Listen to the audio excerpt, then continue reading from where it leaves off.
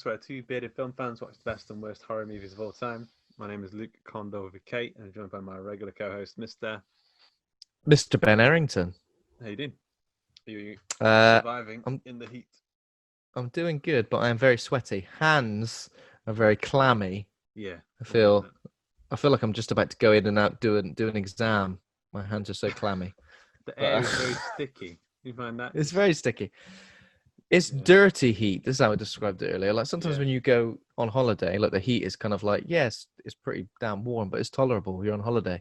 Yeah. This in the UK, dirty heat where you just feel thick and Also, like it's no on pool. you. There's no pool to jump into. Even if you like have a shower, like No. a cold shower, which is glorious, by the way.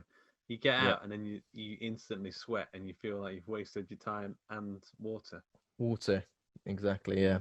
I've got like a little blow up paddling pool which I blew up yesterday, and then after about 10 minutes I realized it was going down, and it's got like holes in it. Oh no! I mean, that was a modern day tragedy. I was devastated. What kind of I could have holes? cried. The holes that you blew it up with. You got to pop the cap in. No, I think like it's been in my shed for a little while. I think it's been maybe no. nibbled. Who's been nibbling it? Your neighbour. Who's been nibbling it? Bloody neighbour. Yeah, exactly. Get out of there! Get out of the shed! Nibbling. God damn it! I dropped, but basically as soon as it started deflating, I dropped to my knees, just giving up, just like no. Yes, ever so warm. Have you been sleeping? Inflate it with your mouth, or like a device? No, I did have a device. I did have a pump. It's all good. Oh, okay. I could have inflated it with my mouth, taken a long time, and then I would have been even more. I would have been even more disappointed when it deflated and puffed out. Yeah. How are you sleeping in this heat? I feel like I'm just not. I feel like I'm not really sleeping. I'm kind of just existing at night. Cool. Just it's like you're in some sort of limbo at night time. It's bad. I think I've been sleeping downstairs because it's way too hot in the bedroom, so I've been sleeping on the sofa. And I found if I put on, I've been getting into Werner Herzog movies, and there's a movie called The Wild Blue Yonder. It's so relaxing. I can't make it through 10 minutes. I just put that on. Is he doing a voiceover? Not for this, no. This is a weird movie because it's like he's taken NASA footage, and he's got Brad Dourif to play an alien who's I don't know. I've only made it 10 minutes in. The music and the visuals are so relaxing. That's as much as you can give me after any. What happens on a minute 11? No one knows. No one knows. No one's made it that far. No one's made it that far. Yeah. But his voice is epic. His voice is really cool. Oh, okay. Not Brad Dourif. Not Brad Dourif. Werner. Yeah. In terms of news, I haven't seen all that much. I mean, I've probably just missed a few things because we haven't done an episode for a little while, so there's probably been plenty. I saw that Books of Blood, the Clive Barker short stories, which is going to be a movie, not a series, is premiering on Hulu on October 7th. I don't know if you saw the poster that got released. Yeah, it's like yesterday. Facebook. Oh, it's like a Facebook. I'll see where they go. It's like a Facebook. Yeah, it's like obviously a man's head opening up into a book. Looks lovely. How do you feel? How do you feel about this? Like I said, it's all part of the Clive Barker Renaissance. This is the first part of it that you predicted. That I predicted a year ago or something. But I feel like maybe COVID ages will ago. dampen and stuff. I mean, when's Thingy coming out again? Candyman. I think it got pushed back to September. Okay, well, this year though. I feel like movie release dates are just indistinguishable at this current stage. I just feel like they get changed. I'm constantly seeing an update saying something's been changed. So I'm not really because apparently that how do you say this word? Antebellum? Is that the one? Antebellum. Antebellum. That the movie with Janelle Monáe in it. Which was going to come out in cinemas like ages ago. Apparently now it's going to be released at home September the 18th. I don't know how much these films are going to cost though, because did you see the Mulan thing last week? $30 on. Yeah, I mean that. Do you know what I mean? Like I pay £5 for a cinema ticket. Yeah. And now when a cinema ticket is £10, I'm a bit like, maybe I just got used to it. But because I did pay that for years. Yeah, yeah. $30 seems like, and is that a rental or a keep? Keep the film, keep it. Who knows? But the digital file, like, I still don't feel like you're ever really keeping it. I want to get something physical. I want to get something Hmm. physical for money. Yeah, because otherwise it just takes up space on whatever device you've got it off, and then you end up deleting it and Mm. forgetting it exists. Pretty much, Yeah. which is disappointing. Apart from that, I think it was just a few things about release dates of films that have changed, and stuff that might be coming out some point soon. So, have you watched Well, anything recently yeah. apart from Werner Herzog? So because of Host, the movie, I was checking out Shudder again, and Prevenge is now on there for UK Shudder. Very Um, nice. and I watched it, and it's really good. I mean, it's Alice Lowe. We all know is Liz from Gotham Ringer's Dark Place. Have you seen Prevenge? Yep, I sure have. It feels very. I don't want to say simple, but like it's quite a small affair, and Mm, it's about a pregnant woman. And also, I think she wrote it and filmed it while she was actually pregnant. yeah, Also, her baby is telling her to kill these people. We find out eventually are kind of on the baby's hit list. yeah. And it's cool. I mean, it's really started. Oh, the thing that really blew me away about it was the performances. The bits between when Alice Lowe is like stalking her prey or trying to talk to them. Like there's a lizard, there's a pet shop guy at the start, and the way they're kind of communicating with each other, I was like, this is actually really, really well done.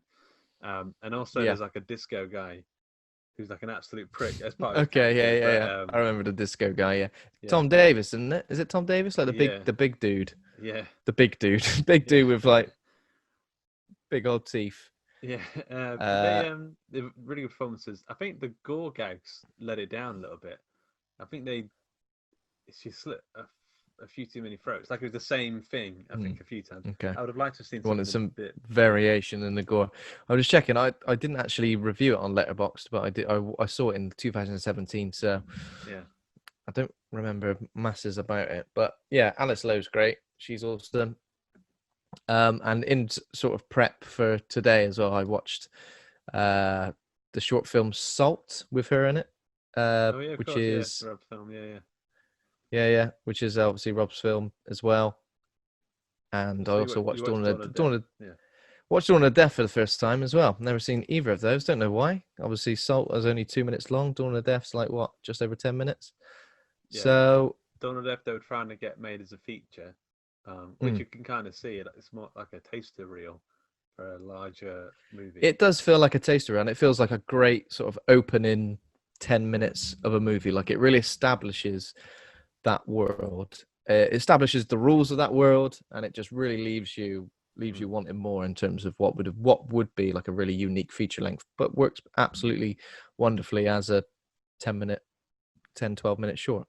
Yeah, I've got a feeling that now, because I mean, it was 2 weeks ago I said Rob's got a film coming out, and then 2 weeks later, the film is like the biggest Yeah, thing. Like I can't go on Twitter it's the about biggest it. thing on everything. Yeah, it's like it's everywhere. I mean, it's really cool. I mean, I don't It's know great to how see. Yeah. is it. Why is it getting like so much? I mean, it's a great film, but why is it getting so much positivity? Do you think it's because horror had a bit of like a downturn recently, and we kind of needed the community needed a win? No, I don't know if I'd say that. I mean, obviously, people are craving new material, new horror. Obviously, with the fact that things aren't being released in cinemas, and I know things are being released digitally, but Mm. they're, they're sort of not as regular as stuff for cinema releases. And obviously, this just captures the lockdown Zoom call meeting vibe, where like pretty much everybody can relate to it in some way, can't they? They go, "Oh yeah, I've been doing it, yeah." Like Yeah. because people who would never use that Zoom or Skype or anything like that are using it regularly due to their work or their family and Yeah. stuff. So it's like everyone is familiar with it. Everyone It's knows, really and immediate. It's like the way like a stand-up comedian always says, like if because this was turned around really quick, this film yeah, like made very quickly. Stand-up comedian can talk about what's relevant to people, and it will hit the audience hard because it's relevant.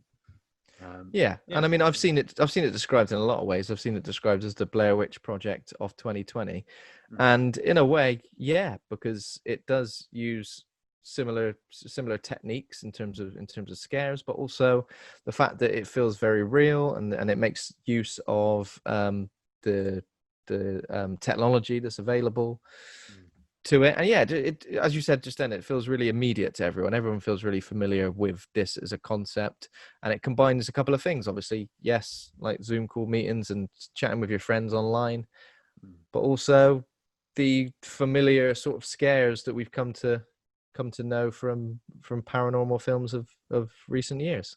Yeah, I mean, we'll go into it a bit more, but have you seen anything else before we? So I watched a few films. I started The Umbrella Academy season 2. I'm probably about halfway through that, which is always lovely. Really into that. It's got a lot of good themes going through. Very different from the comics, as I've sort of caught up with the comics, and then now with that, it feels like it's only really borrowing a few elements from the comics now. Whereas I feel like the first season was very much the storyline of some of the comics. This is like a bit more vague. Yeah. And that's been fun. And one other thing I saw on Netflix was the Ju-On Origins series. So I've been meaning to check that out. Is it good? Yeah, I mean it's good. I quite liked it. I think in terms of atmosphere, like obviously it's set in Japan, and it just feels it's a bit confusing because there are a lot of characters and a few different timelines, and it doesn't so much feel like an origin of. So it's obviously the Grudge legend, isn't it? The Grudge ghosty. It doesn't feel so much as like an origins. It's just like here's that ghost terrorizing people, but a little bit earlier in the timeline. Yeah. So it doesn't feel like you get as many answers as perhaps you want, and it doesn't work so much as an origin. But there's some good characters and some really good. There's some good scares, and the visuals are good. I'm just saying good over and over again. But yeah, I enjoyed it. I saw a lot of people didn't enjoy it, but I enjoyed it. I enjoyed it a hell of a lot more than the American Grudge from earlier this year, which was painful. I've not seen that one. I don't think I'm going to check that out. I saw. I'm getting in a bit of a Charlie Kaufman mood. Got his new book, And Kind, which I'll get around to at some point. Is the trailer has just dropped for I'm Thinking of Ending Things. It's movie coming on Netflix. I haven't watched it yet, but I've heard some good things about that. It looks like Charlie Kaufman doing his more horror side of things. So I guess more Synecdoche, New York than Eternal Sunshine. Although it did have a bit of like some of the sort of creepier moments of Eternal Sunshine. It did kind of remind me of some of those moments.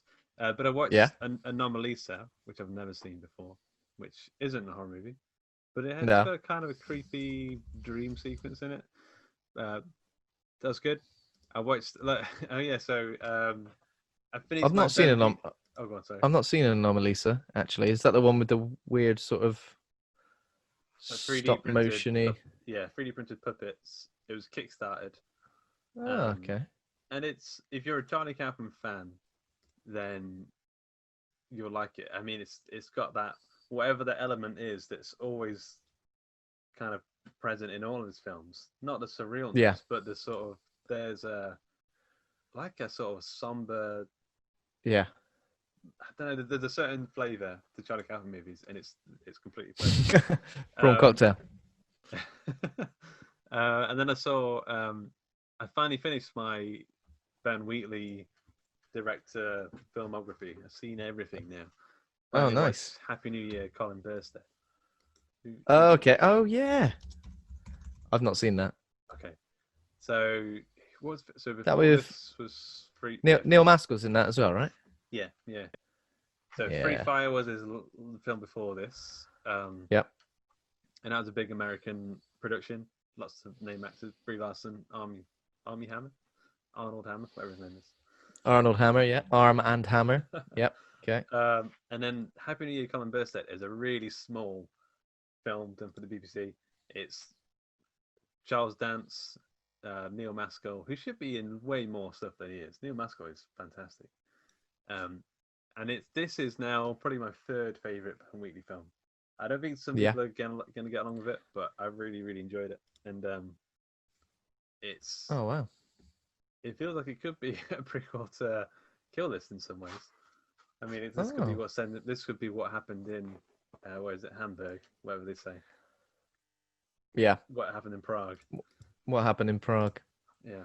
I saw something recently saying something's being released. I think it's Oh, Rebecca. Rebecca. Yeah. Yeah, The Daphne the Maurier story.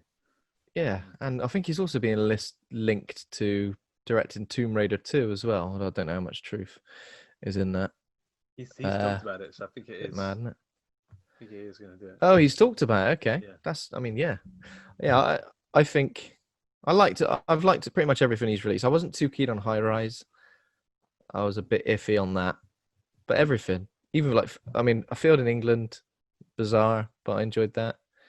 Down Terrace I don't really remember much of that, but I remember thinking it was pretty good. 6,000 quid. 6,000 quid, 6,000 big ones. That was his introduction. I like Ben Wheatley because he seems to just make. I don't know, like he's got a certain flavour as well, and he's more of a ready salted. No, that's not fair. That's not fair. He's more of like a beef and onion. He's a multi-pack where you get different flavours. Yeah, there we go. Crisp analogy. That's the. Yeah. So yeah, like they're all crisp. You know what you're getting. Crisp. You don't open one. One's pork scratchings. You're like, whoa, expect that. Ben Wheatley. Have you seen anything else? Is that it in terms of the? So yeah, Werner Herzog movies. I watched Grizzly Man, which is his documentary. Oh yes, I like Grizzly Man. Yeah, again years ago. Sweeter than I've been putting it off because I kind of felt like I don't just want to watch a guy get eaten by a fucking bear. But it's it's not that. Yeah, it's pretty brutal, isn't it? Yeah. Man loves bears. Man is killed by bears. That's pretty much it. Sorry. Spoiler alert. I've seen it. Spoiler alert. Sorry. I've gone back to a few classics. I say classics for films I've previously enjoyed that I want to rewatch. I haven't seen for a while. I watched Constantine, which is 15 years old. I don't know. I've always really loved this film, but for some reason on this watch particularly, I just wasn't quite feeling it. I don't know. I kind of just felt like too hot. I mean, it's hellish.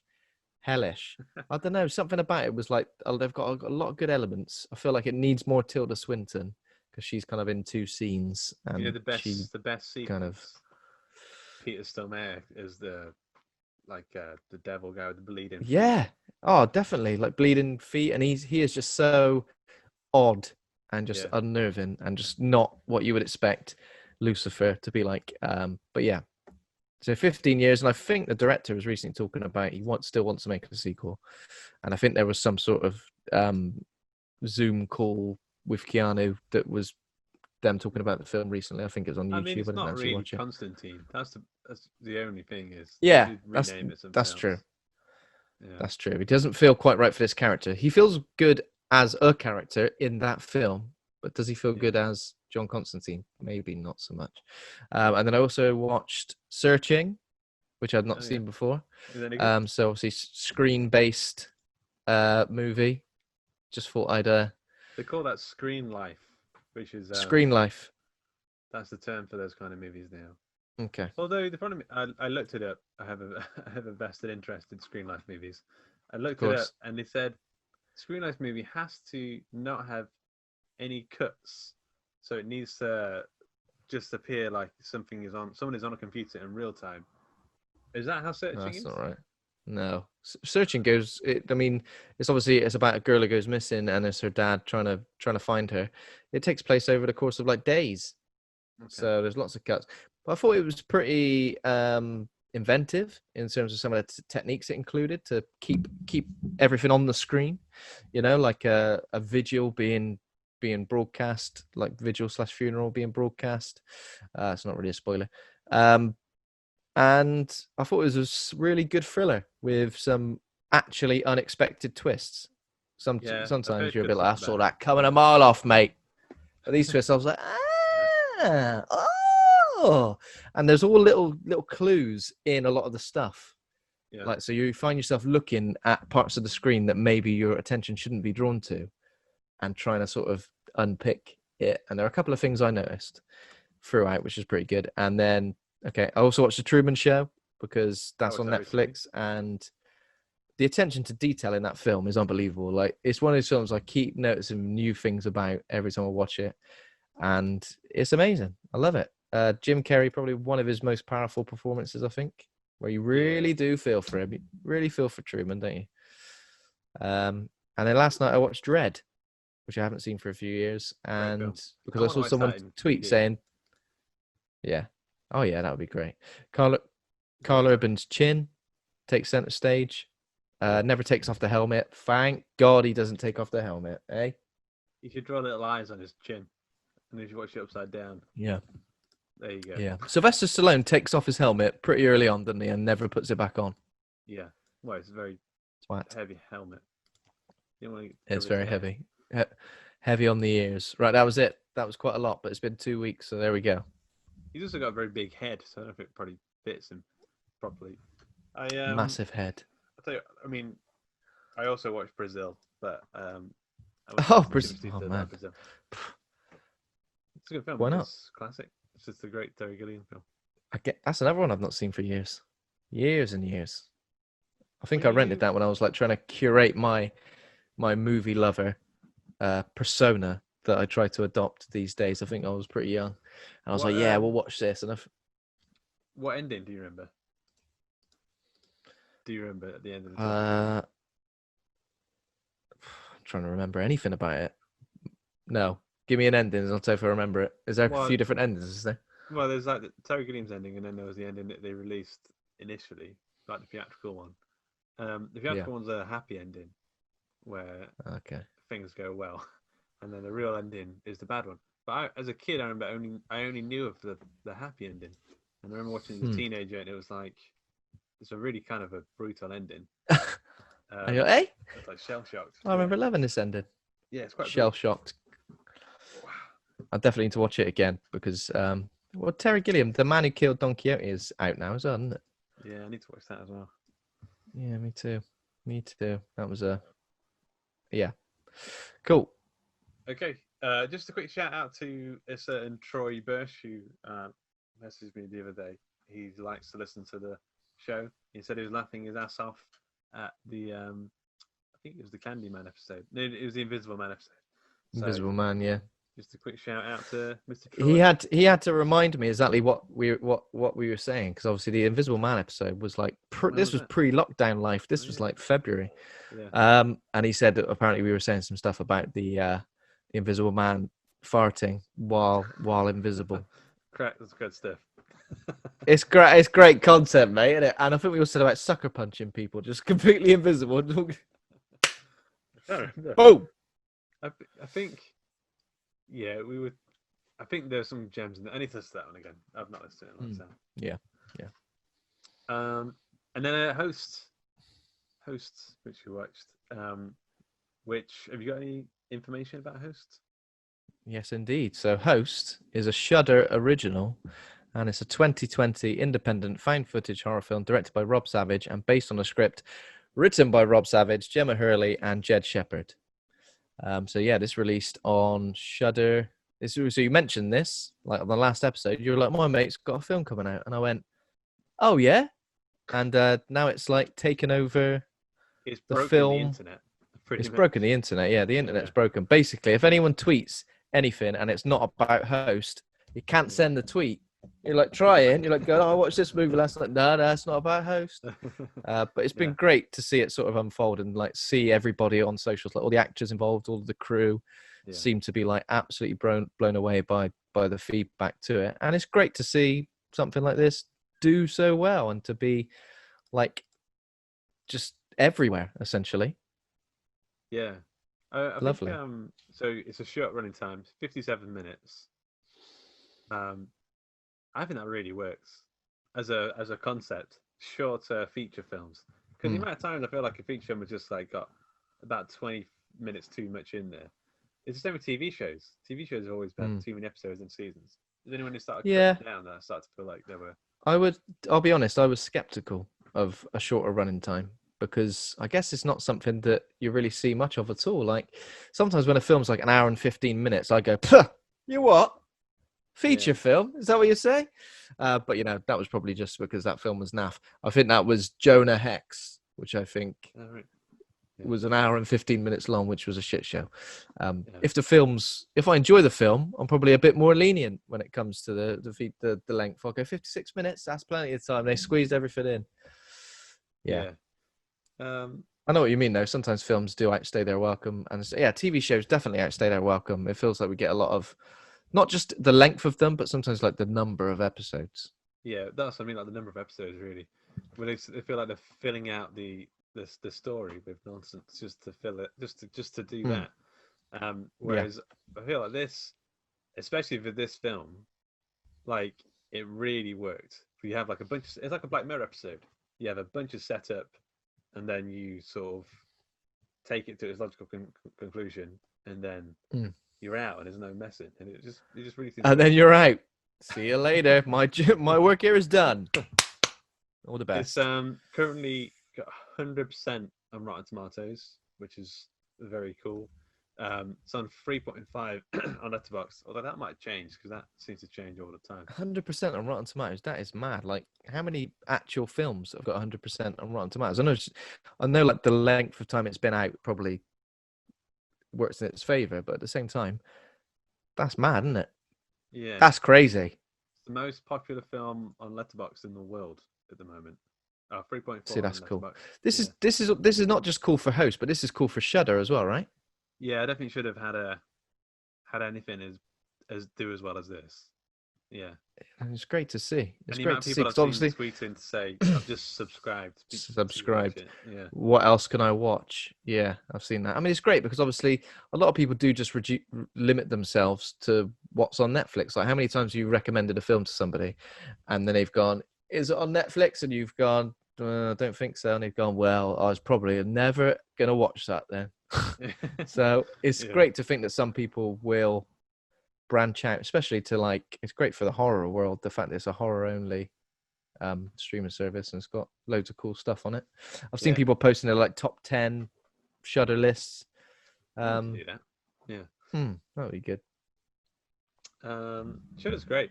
I mean, I've kind of dipped in and out over the past 3 years, I guess now. I don't know how long. Who knows how long it is. But it's just, I love these boutique streaming services. I'm currently experimenting with Mubi, which is a sort of, I don't want to say art house, but it's slightly no, I think I know what you mean. But bit arty, bit more highbrow. A bit arty-farty. But it's got a house theme on it. You know that Japanese, Chinese? I've not seen it yet. When they tried to make the Poltergeist film in China. Okay. Like that. Yeah. Okay. Yeah. Is this where you're watching Werner Herzog films? Yeah, well, I saw they were doing a thing about him. Yeah. And I was like, I don't think I've seen any Werner Herzog. He sounds like Werner Herzog. If I heard him, I'd be like, "There's a gas leak in this house. Something's about to fucking explode." He's in The Mandalorian as well, isn't he? Yeah. I would like to see the baby. He sounds. What's that language that Cerberus? I would like to see the baby. That Voldemort speaks. I don't know, mate. You're asking the wrong guy. English. Speaking of, I saw Harry Potter with guns. Did you see that? I did see that, yeah. Harry Potter with Glocks. See, sometimes, like, if you're having a bad day, something like that turns up, it just makes everything all right, doesn't it? Yeah. The internet is great for stuff like that. The internet brings us all together. I would like, sorry, just going straight back into Host movie. No, yeah. I'd love to see some making of stuff. Yeah. I'm sure they've released some clips and stuff. I saw some behind the scenes bits and bobs, but I would like to see how it came together. I saw some stuff that I think they filmed some stuff on phones. I think it's all possibly. I noticed a couple of things. The video quality was far too good for front-facing cameras on a Mac. Right, okay, Mr. Apple. I think they were filmed separately with phones taped to the laptops. I think you might be right. On phones, and it was pieced together to look like a Zoom. Because even the Zoom software looks very smooth. I think it was done in After Effects. I mean, it's nothing. No, it looks too smooth. But I mean, like, software doesn't look that smooth. I mean, these are all great things because obviously you don't want to watch a Zoom call trying to connect for like at a minute and a half. Yeah. I think like in a lot of the software stuff, I loved how the credits were as well. Oh, I yeah. thought that was awesome. It's pretty cool. Yeah. That was like, it took me a second, and as soon as I saw it was the credits, I was like, Even that like is when awesome. they're inviting people at the start, I was like recognize some names, and I was like, oh, there's that person. Oh right, okay. But So the actors use their real names for the majority of the main characters. I think maybe Teddy. Well, he's listed here as Edward Linnard, so yes, Teddy is right. And there's a few other people, but I think everyone kind of does use their real name in it. Jake, is that his name? The kid. Who's the demon? I can't remember. Who's the demon? Jake Was he just called, listed on Wikipedia as just the spirit? There's also someone who's listed as legs. Jack. I think it was Jack. Oh yeah, sorry. Jack. Okay, yeah. Jack. There was someone listed as legs. There's lots of legs I noticed in this film. Like if you really do look into the darkness, there's legs everywhere. Almost in the way that Tarantino's got a fetish for feet. Maybe Rob Savage has got a fetish for legs. So loves a good leg on screen. Yeah. I've also seen a lot of people compare themselves to one of the main characters. Like, who would you be out of all of the main characters? I thought they were all extremely cool people. I'm way too cool. Way too cool. Yeah. People. I feel like I might be. I feel like I might be. What was the name of the girl who was hiding under the sheet for the whole time? For the whole time, when things started kicking off. Emma. Caroline. Hang on, I've got a list. Emma, I think. Yeah. Emma. Okay, yeah. Maybe. Emma. So I feel like that would be me, because if things started really going down, I'd be like, I'm probably just going to hide under the sheet, because that always worked. When you were a kid and something terrifying was going down, get yourself under a sheet. Yeah. I mean, so I wasn't too sure if I wanted to do this film, because we sort of know the filmmakers, so you kind of struggle to stay objective about this kind of thing, because it is a subjective thing. But I mean, it's interesting. I feel like this is a great little gift to the horror world, and I'm very happy to see it's exploded in the way it has. I don't know how much we normally go into like the plot and stuff. It's not like a massively in-depth sort of. I mean, it's only 56 minutes, so. How did you want to do this? Well, I guess we've got the plot summary on Wikipedia, so if we just kind of run through that as briefly as possible, maybe talk about some of because there's definitely a particular scare that I want to talk about that was quite effective for me. Okay. So basically, it was a little while ago now, so I watched it. I might have watched it on the day it came out. So it's been, so that's the 31st of July. So obviously, it's been a few days since then, but I'm sure we can remember plenty. Okay. All right. So the basic setup is that obviously coronavirus is knocking about, and everyone's getting together during quarantine to have. I'm assuming I think they say it's a weekly Zoom call in order to stay in touch. But for this week's call, there's a special guest. So Haley has hired a medium called Ceylan. To lead them in a seance, just to mix things up, because what they probably done quiz after quiz after quiz. They're sick to death of doing a quiz. Oh, who's the quiz master this week? Let's do a seance. Let's mix it up. Let's get a little bit fruity. Yeah. What have you done many? I did one quiz, did absolutely terrible, and I was like, this isn't for me. I started doing like regular quizzes every single week. There was one on YouTube which was kind of like blowing up and getting loads of viewers, and we did it every single week for quite a while, and then one day just stopped. So do you know how you do those sort of things? You like really committed to something, and then one day just stop and never do it again. Find the yogurt you like, and eventually realised I can't stomach this anymore. I can't stand this yogurt anymore. I've overdone it. I've done a couple. I've done some horror quizzes, like the Evolution of Horror podcast. They did a couple of like pub quizzes. I'd like to do that. I'd like to do, because ours was like about darts players or some shit. I have no idea. Yeah, no, exactly. Yeah, when I'll go for it. Yeah, that was pretty fun. And you watch it. There's a couple of them on YouTube, which I've done. which are pretty cool. So Did yeah, you win? did I win? I think I did all right, pretty well. You know, I mean, I'm pretty good at these things, aren't I, Luke? Remember that? You've won Lucky. every time, haven't you? Have you won? I can't. I don't think. I think the second one you did, you won. Oh yeah. But I think what we're saying is horror hangout. Us as a team, Yeah. we've never lost. And again, I think we are still going to do some more in the future. But yeah. Yeah. So everyone gets together to do a seance. And is there a particular like reason that they do a seance? Is this like just something to do? Does Haley know Ceylon and she's like, look? No, I think it's just to mix things up. But the way everyone's introduced to the Zoom call is quite good. We get they set the geography. We know that is it Gemma? We know that she lives fairly close to Haley, the person hosting the Zoom call. I think she throws like a rock or something at the window. I hate when people do that. Like, boom! Jesus Christ! Literally could have smashed a window. How dangerous! Well, she needs to be let in, doesn't she? She does. So that's Gemma, isn't it? Yeah, I think so. Yeah, Gemma. She's a bit of a card, isn't she? She's a bit. I think it's something else. It's like, jeez. She's a bit of a. That's a bit harsh. She's just a bit unpredictable, isn't she? She's just like not playing by the rules. Yeah. You know, just respect the spirits. She got no time for that. Basically, everything that goes down in this film is completely and utterly her fault. It's true. But that has to happen. It's true. I mean, Avengers, there has to be someone, doesn't there?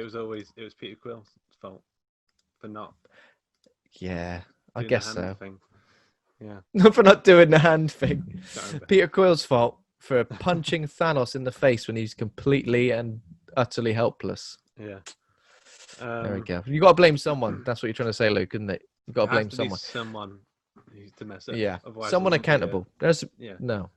And that's kind of a rule of thumb for horror films as well, that there has to be somebody making a mistake or doing something that puts the others in danger or just being and who hasn't nuisance. made a mistake? I mean, not necessarily in a seance.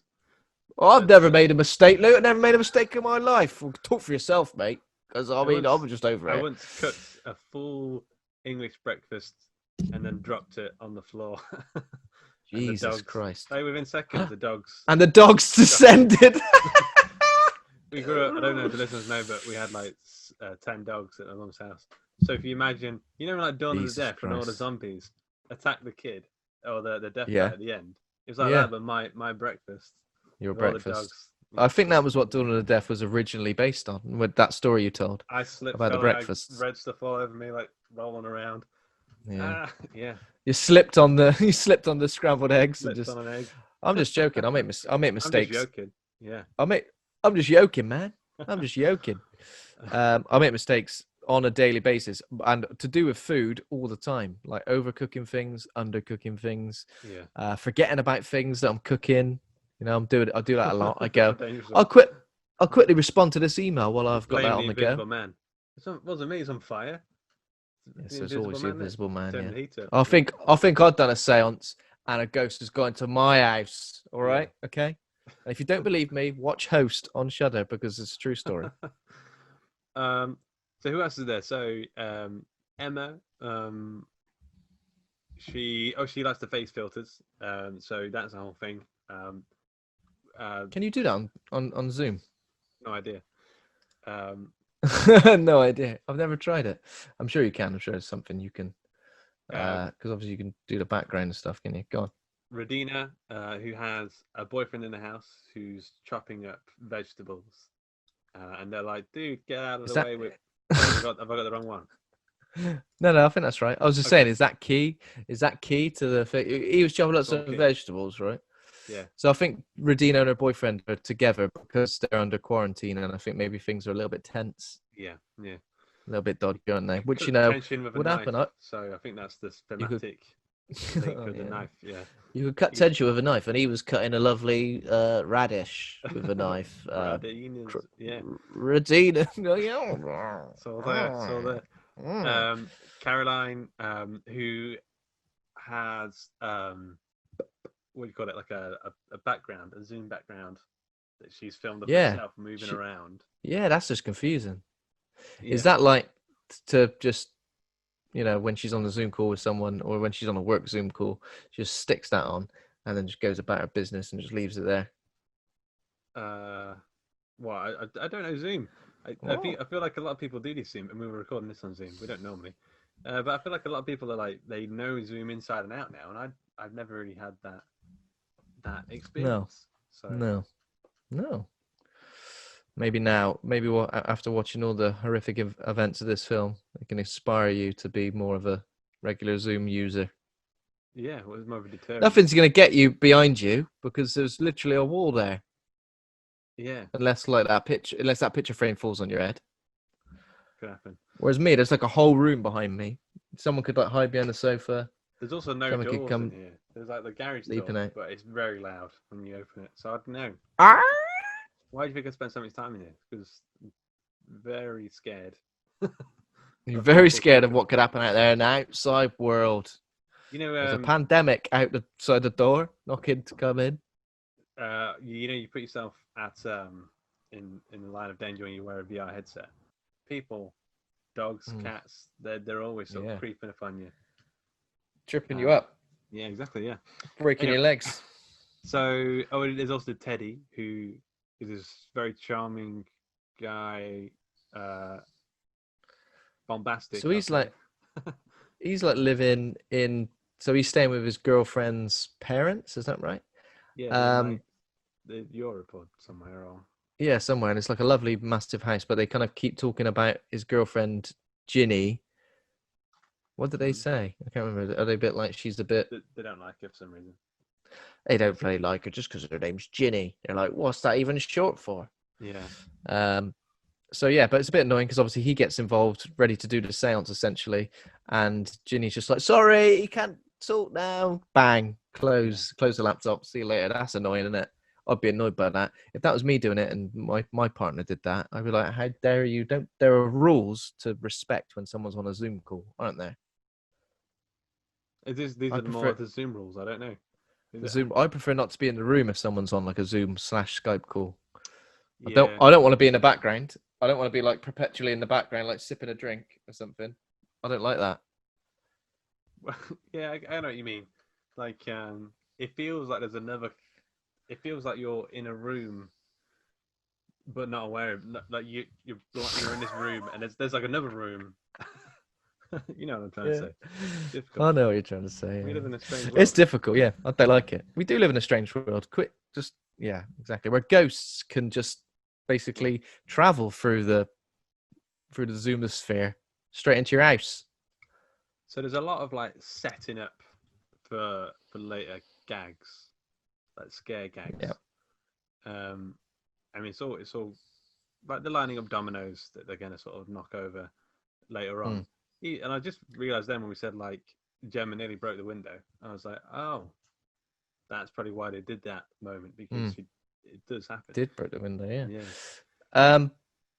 There's also like we understand a little bit of the dynamics between the characters, especially like Haley and Gemma. There's a bit of tension there, isn't there? Where like I don't know, it seems a bit like Haley kind of just not hates her, but just patience is wearing thin with her, I guess you would say. There's a few instances where I'm a bit like, oh, it's going to get a little bit, it's going to kick off. Yeah. We also see at one point Caroline's dad, don't we? He gets introduced Alan. Before she goes up and settles into the call. No. Who's Alan? Patrick is Caroline's dad. Yeah. And it's is that Caroline's boyfriend? Dad in real life. Caroline's dad in real life. Imagine that. Can you please star just briefly in my Zoom-based horror movie, which is now the biggest movie? It's 100% of Rotten Tomatoes, and it's the biggest movie in the world. And he's like, what? Shit. I don't know how my dad would handle it. I don't think he would. No. Or do you reckon it'd go to his head? I reckon it'd go to his head, wouldn't it? It'd be like when you're a kid and your friends around, you're just showing off in front of your mates. My dad would be you just show it off in front of your mates. No! I always talk to you like this, Dad. He used to do this all the time. where he keeps his shoulders straight and then moves his head left and right. I don't know if that's makes sense. And he used to just do that all the time. It was a great little party trick. Good little When I party was trick, but he five. did it. But he But he pulled did it out. every day. I think he's got problems with his neck. He's just trying to work out a kink in his neck, and you're like, God, you're always doing that stupid thing. And he's like, what? Yeah. So, oh yeah, Ceylon appears to lead the seance. Ceylon's like in a creepy old house. Yeah, I mean, already I'm like, oh Jesus! Like the background of that house looks terrifying. Like the fact that there's like a doorway and there's immediate darkness makes me feel a little bit on edge. Mm-hmm. Like, and you know how I feel about jump scares. Like, I was going to ask, because you're not a fan of jump scares generally. no, But this feels like exclusively built around them. I don't know, right? So for me, we'll get to it, but the most effective scare for me wasn't a jump scare. Yeah. Not in the traditional sense of a jump scare, you know. And I think a couple of the jump scares for me felt a little bit earned. It felt like we built up to them enough that, you know, we were expecting something. The cheap jump scare really does get to me. And even though there are a few in this movie which I probably could have done without, it didn't annoy me as much as perhaps they do in stuff like Paranormal Activity and, you know, other movies that we've done on the podcast like that, where the jump scares feel like they just happen, and it's almost like there's a jump scare counter which keeps going, and there's got to be one every however many minutes. But yeah, so most of these ones felt earned, and as I said, we'll get into talking about the scare that I found most effective. Okay. So Ceylon's doing the seance, and they all light a candle. They welcome the spirits, but then Ceylon cuts out. I think she drops out of the Zoom call, has internet issues, or she has a delivery. She has like a take call. Oh yeah, well that's it. And then there's a bit like, if there's anyone willing to make contact, please do. And there's a knock. Yeah. And everyone's a bit like freaked out. And then there's a knock again, and she's like, "Oh my God, it's my delivery." She plays that, now that I think about it, she plays that so naturally. Like, yeah, she can actually have a delivery. That's probably what happened. We had to time it perfectly so that she actually had a delivery during that moment. It was very, very difficult to organize, but you know, it happened in the end. She seemed really lovely, that Ceylon, like a genuinely nice person. I know, and she was very, very annoyed that the thing turned out. I mean, I'd be, if I had hired somebody to do a seance, if they hired her, just invited her to do a seance, I'd be like, oh bloody hell, amateur hour, having a delivery. You get them on Fiverr.com. Pop in for a seance. Yeah. Okay. Pop in for a seance. Pop in for a nifty little seance. I could really do a seance. I'm really craving a seance tonight. Yeah. It's been a long, hard day.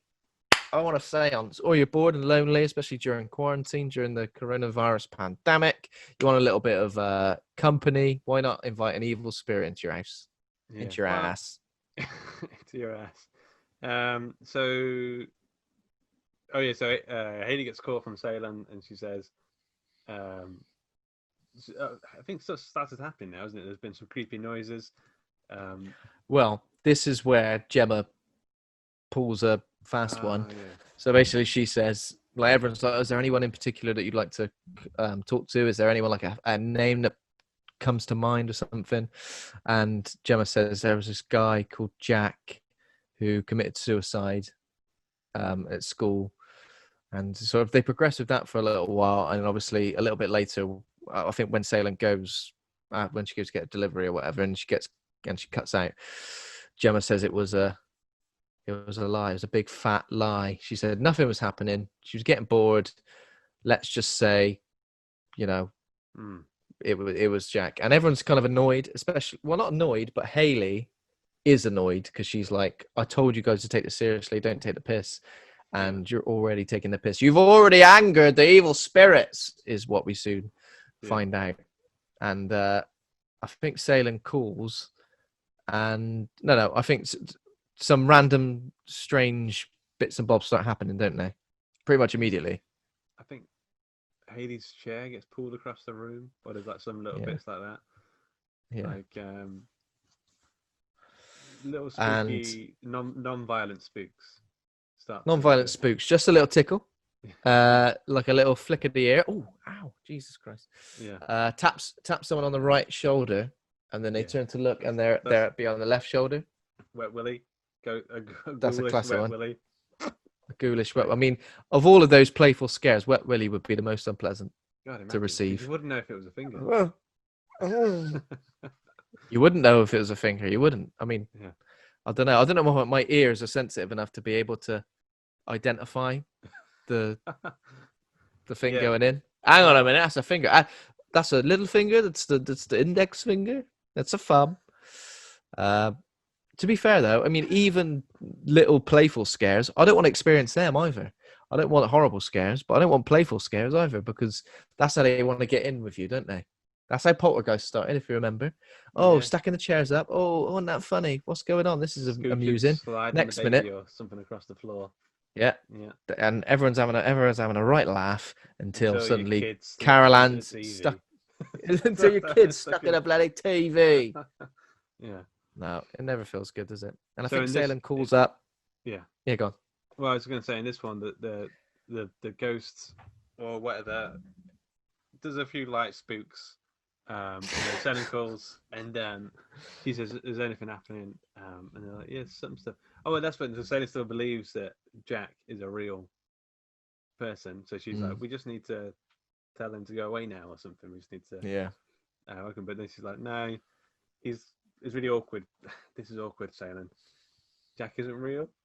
And then it gets really awkward for Salem, because she's like, "Well, this is awkward because you just invited a demon into your house." Yeah, this is awkward now because you've just invited a bloody demon. I mean, you put this as a disclaimer before the seance started. I feel like you go, "Listen, guys, nobody muck about and pretend to invite someone in who don't exist, because a demon will come in, right? He'll go, 'Who's that, Jack? Don't exist. Oh, come on in. Invite myself in, vampire style.'" That's how you get. You got to invite them in. You invite them in. That's what I meant. So yeah, obviously it kicks off. I think Salem's call drops out, and then basically, pretty much from the get-go, this evil spirit starts going, "I'm done with the little scares now. Now I'm going to kill everyone." And I think the first person, right? He's like, "Right, there we go. I can do what I want." Let's do some spooks. Yeah. So he starts making some noise in the attic, doesn't he, where Caroline is, and she's like, and she gives Naz a little look. Again, how do you feel about the shot of somebody looking up into an attic in a horror film? Because obviously we've seen them a few times. But I like the twist. It's on a selfie stick.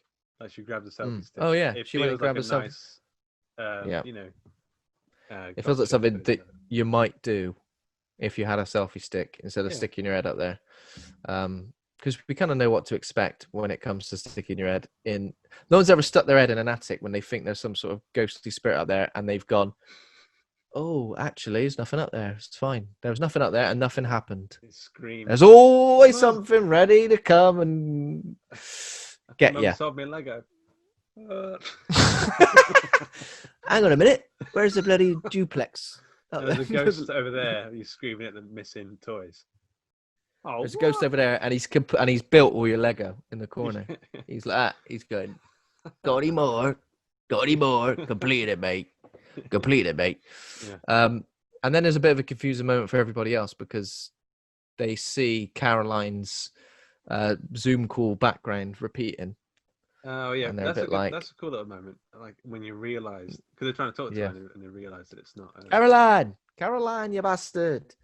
And she's like, "Oh, what?" And then she gets her head smushed into the keyboard, which is a nice effect, because obviously her head is like coming through the Zoom background, glitching with the Zoom background, and that looks pretty cool. And she's getting her face smushed. And I think, at this point we realise that this spirit ain't a jokey one. He's a bloody evil little bugger, isn't he? Yeah. What? Okay, so I mean, from here it's just craziness, isn't it? So I think who's next on the list? I think Redina realizes her boyfriend's gone. I think she calls out to him and says like, "Hey, where are you?" What's her boyfriend's name? Alan. She's calling him. He's gone. It's all a little bit confusing, and I think she gets kind of killed. She get killed off screen. Does something happens. A body does land. Well, and I think it's Alan's body. Yeah. Alan drops down into a What are nice you doing on the smushy ceiling? mess. What are you doing on there, mate? For God's sake, dangerous. So yeah, start getting picked off pretty easily. I wonder how they did Um, that. I wonder how they did that. That the physical scare of that, the gag of it. I wonder how they I stuck a think there man. were some. I think there were some stunts. I saw some stuff shared on Twitter, which was some stunt people dropping onto their faces. Alright. Pretty So exciting. you just have to get this guy dropping his face. Um, Oh.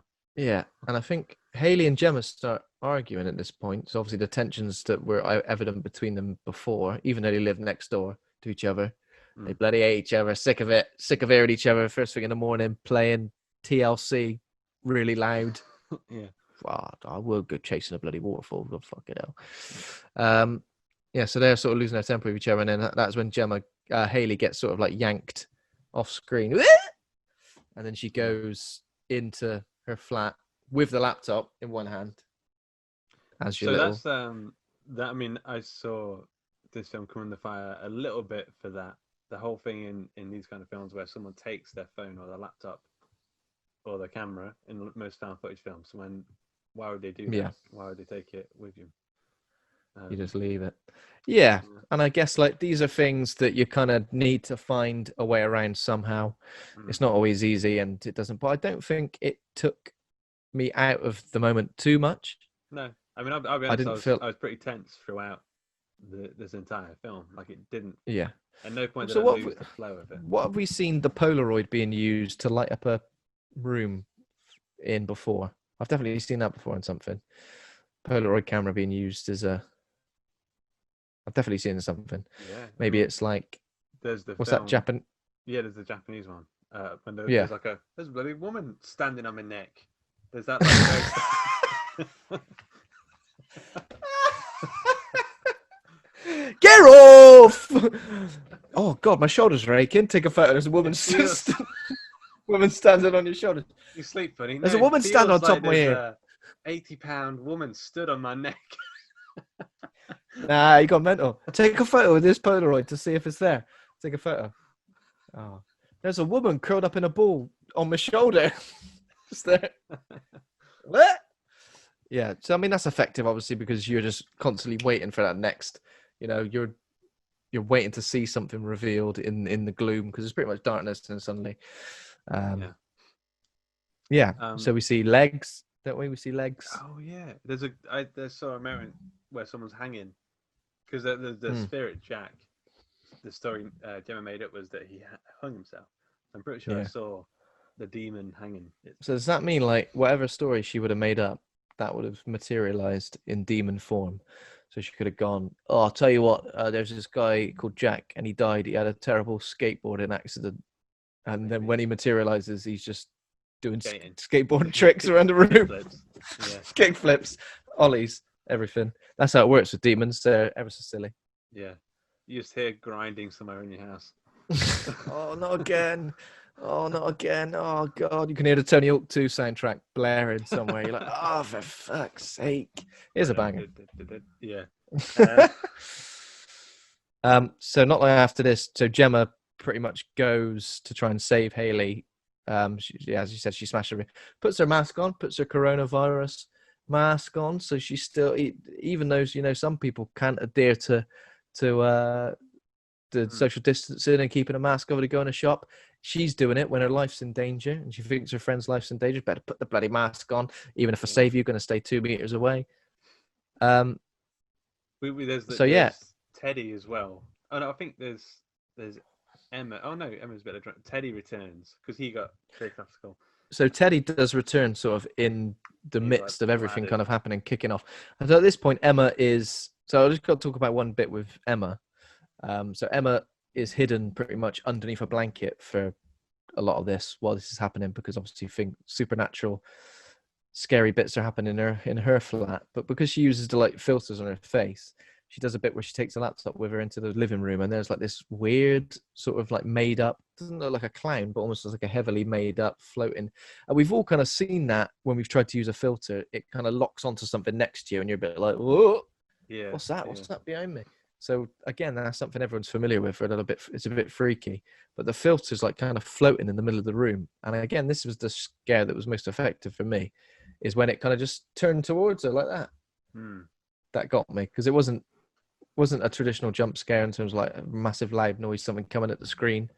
It kind of just, that was a bit spooky. Solid. Yeah, she does that thing where she pours flour on the floor. Oh yeah, doesn't it? It chases her out the window or something. So that's yeah. right. She I runs can't away remember. and jumps out the window and lands in a. That's right. Yeah, she ends up like, no, bench. she ends up on a car, doesn't she? Oh, a bench. No, so it's a wooden bench. That's right. No, it's a wooden bench. You're right. It's a lovely pub bench, smashed to bits. Classic. Flat. I love how they use the flour for that. That's actually the number one thing flour is used for now. It's not for baking bread or anything. It's just to see if you got any ghosts knocking about in your gaff. Ooh. Yeah, I mean, it's very effective. Yeah, that visual, I think, of that face is pretty solid as well. The filter. Oh no, I think when she dies as well. Wait, did we see her face at the end? She's got the filter on her face. I can't remember. I feel like she's got like a lizardy filter on her face quite a lot, hasn't she? Even when she's crying. Hats off. I mean, all the actresses and actors are good, really good. But I think Emma she does that perpetually in absolute grieving agony really well. She's really terrible. I mean, everyone's scared, but she's really, really scared. And it obviously, harking back to the comparisons to Blair Witch Project again, her face crying ever so close to the screen is reminiscent of that. So a very iconic shot, I guess. Yeah. I think it's around now Teddy returns.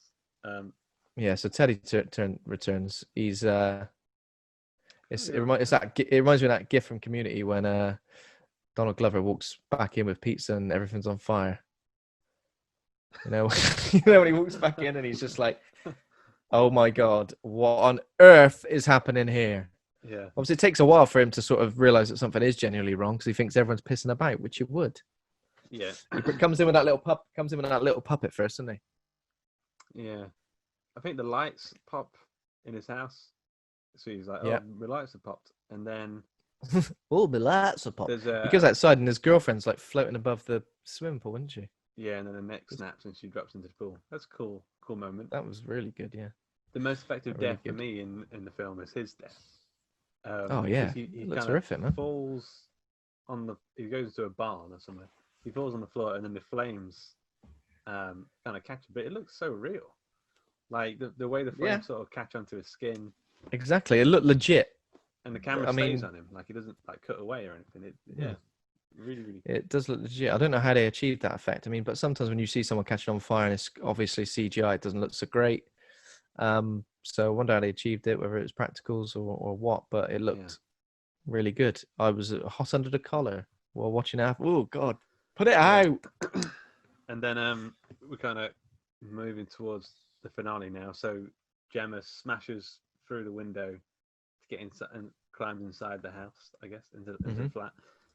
And then she gets craned by a floating bottle. Yeah. Oh yeah. Is that now? Yeah. It's around about now, I think. Like a baby sham bottle or something flies. Bottle of baby sham. Yeah, we've all been there. We've all experienced that. I think. And then she manages to find Haley sort of in the room, sort of hidden away, trying to last it out, I guess. And then they start using the camera again as a means to see what the hell's going on in the darkness. Yeah, and then there's one of those like ashen ghosts that I think we've seen like the One verse, the Conjuring verse universe quite a bit. That sort of, I don't know, charcoal. I think the anticipation of this scare was almost as agonizing as like the actual scare, because every time that camera flashed, I was like, right, okay, is this the scare? Right, is this a scare? And I always got to the point where I was like, oh, we're not going to get a scare, and then there was a scare, and I was angry. I was fuming, mate. I think the zoom in just cuts out. And there we go. That's what happens. That's what happens when you invite a demon into your Zoom call chat. And then you get the credits that you liked. Yeah, credits were lovely. Credits were like the list of sort of contacts or participants in the. Yeah, and there we go. Short but sweet, and effective. And even though it leaned into some things that stuff that we've seen before in various horror movies, obviously the unfriended movies exist, so it doesn't feel like entirely I've seen original. But sorry, go on. I'm jumping on you there. It doesn't feel entirely original, but at the same time, the fact that it includes so much from films we've seen before, but it does feel fresh. Yeah. So that's what I liked about it, I think. I've seen a lot of people saying, "Oh, it's made Unfriended." It's kind of shown a bad light on Unfriended, which Unfriended isn't a perfect film, but I think I think Unfriended is quite good, and the technical aspect, the computer screen stuff is done really well, and like the way the sort of that ghost kind of changes technology itself. So like, you can't close an app, or like it plays music in your computer.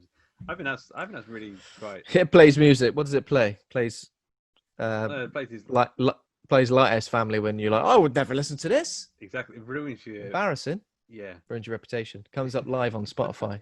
Yeah. I preferred Unfriended Dark Web though. I felt I've not seen that one. Not seen that one. Is it a similar sort of setup or something, or is it? So rather than being supernatural, it's more like hackers and like a sort of a dark web cult. I thought it was really effective. It was the supernatural elements in Unfriended that I wasn't completely sold on. Yeah, I think elements that elements that I think this movie did a lot better. It was a lot more effective for me. Yeah, I mean, I think this film was a better film in almost every way than Unfriended, but I don't think Unfriended deserves to get punched in the face. No, I don't think it should get. No, I don't think it should get panned. I think it's it's one of those things now that obviously with the screen-based movies. What did you call it before when we were discussing Screen Life movies? Yeah. For me, I'm definitely at a point where that for me feels like a selling point for a movie. If I know that it's a Screen Life movie, I'm automatically intrigued and automatically want to go. Okay, I wonder what sort of stuff they could do with it. I mean, I think it's a bit weird. Earlier when I was saying in the Wikipedia description, it says you're not supposed to cut away from, so it needs to be in real time. I was like, I don't think that's the case at all. I feel like it's just a camera, and then you can use whatever cinematic techniques that we've invented in the last century with this new camera. I mean, because going back to Searching, there was so much that they sort of made work. Something that sometimes when you're just watching somebody type in an email on a screen during a movie, the fact that it kind of like zooms in on certain parts of it and zooms in on other bits, and it just feels a little bit more kinetic rather than you're literally just watching a screen. I just feel like it as a plot device, it just works. Or sorry, as a storytelling device, I think you kind of need something to sort of draw your attention a bit more rather than just a screen. It's almost like, am I watching the right bit? If it's just a screen on its own, and yeah, exactly, yeah. But yeah, I like him. I think I'd be curious to see more. I really liked Cam as well. I don't know if that quite fits the same genre, but it feels like it does in some ways. I guess I do remember Cam, and I did really like Cam, and I guess a lot of people will be saying like, what kind of films similar to Host can I watch? And while Unfriended seem like the most obvious choices, Cam probably is a decent choice as well. Even though it's not a Screen Life film, it is something that leans into the supernatural / technology thing that we got going on with this. So I got some trivia, sort of. There isn't a huge amount of trivia, so instead we're kind of playing the name game. And I've only got three.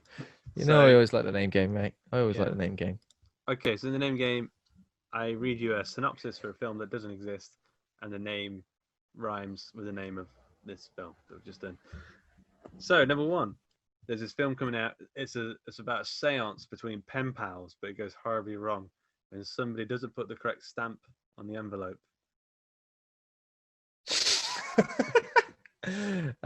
Post? Yes, it's Post. Oh. Number two, when a person cuts eye holes out of a piece of bread and then cooks it, they inadvertently create a mask for a demon to wear and reach our world. Yeah, that's Toast. cool. Correct. Yeah. Toast. King's Okay. meal. Other breads are available. You won't get this one. No, wait. So there's a Zoom call where a few friends are holding a seance, but it goes horribly wrong because they accidentally summon Patrick Swayze. Ghost. Correct. Which is out now, I think. I really like Ghost. I need to watch it again. I like Ghost as well. Even- Ghost and even Host without and a Zoom Toast call. and Yeah. Miss you, Okay, man. Patrick. You need to rate this movie. What are you gonna give it? Interesting. I was kind of a bit unsure of what to rate and to give it because, as I said, that running time thing did feel like a sticking point for me initially. I don't know why. I don't know if it's just because I'm so accustomed to films being a certain length and it does feel like I've definitely always made the comment where I go, how long's this film? An hour and 15 minutes? And I go, oh, just obviously didn't have enough good stuff. All right. I always make that stupid like, asshole quote. You don't have enough good stuff. Could only get an hour and 20 minutes out of it. But here it feels like everything it's a tightly wound film, isn't it? And everything feels like it earns its place. It doesn't feel like anything. There's no fluff. There's no gumph.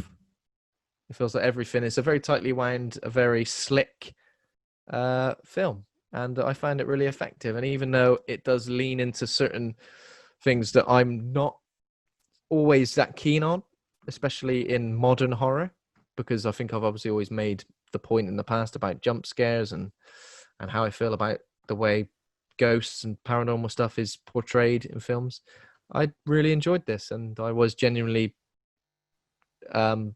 scared by it in places. A couple of jumpy moments, a couple of effective scares for me. So I think I'd give it an A-. Wow. Okay. I mean, I think it's a really solid film. It's pretty much, it does what it sets out to do, like, perfectly. I don't think it particularly does anything unusual or like I don't know. There's like, Yeah. I would like to see it has done something a little bit more unexpected, like some sort of scare or aspect to the story. But I don't know. Okay. Maybe that would, if it had half an hour more, maybe that's when that would have come in. I don't know. So I'm going to give a B plus because I mean it is just a great, solid movie. Yeah. Also, I kind of I would watch it again because I was just about to say that. I saw Jed tweeting there's like loads of Easter eggs and stuff on it. Yeah, I'm like, a ridiculous amount of Easter eggs to the point where honestly, I feel like as a filmmaker, maybe it's because I'm lazy. As a filmmaker, I'd be like, oh, do I go back and put the Easter eggs in? Do I do the Easter eggs at the start? So it's all a bit like the fact that it's got so many really does show the love and care and attention that's gone into it. So I'd like to watch it again just to look out for all of those little juicy bits and bobs. Yeah. Cool, man. What are we doing next? Well, last time we sort of mentioned we were going to do Splice, so we can still do Splice if you like. Yeah. Do you want to go next week? Are we still? Sure. Yeah, it should be okay. I think. Yeah. There we go.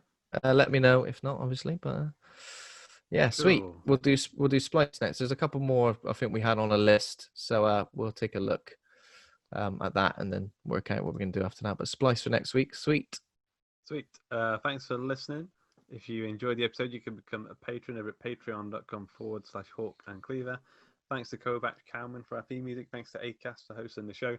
Thanks to the listeners. If you enjoyed the show, please consider rating and reviewing. And remember to join our Facebook group, Horror Hangout Board of Advisors. Thanks to my co-host, Ben, for being a right horror dude. There we go. Thanks very much, Luke. Been a pleasure. I'm going to go off and actually melt into a puddle now.